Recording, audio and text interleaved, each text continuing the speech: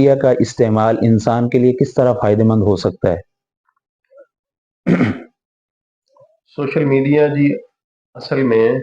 نہ تو برا ہے، نہ ہی وہ کوئی زیادہ اچھا ہے،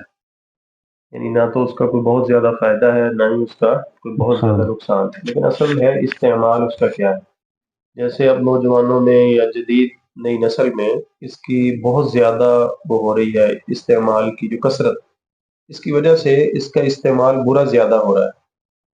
اس لیے اس کو استعمال کرنے کے لیے یا اس کو مثبت بنانے کے لیے ایک تو سب سے پہلے یہ بات یاد رکھنی چاہیے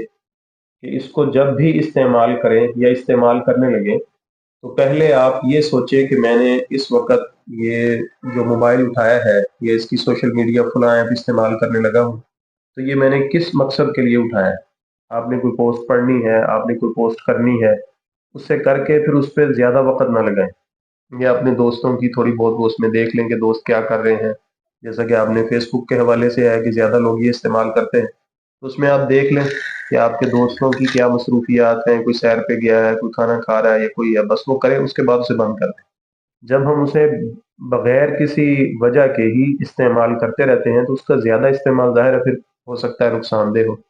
اور جو اسے بنایا گیا ہے وہ ایسے ہی ہے کہ انسان جو ہے نا وہ جیسے وہ چاہتے ہیں ویسے انسان استعمال کر رہا ہے، لہذا زیادہ غلط چیزوں کی طرف ہی جا رہا ہے۔ اچھا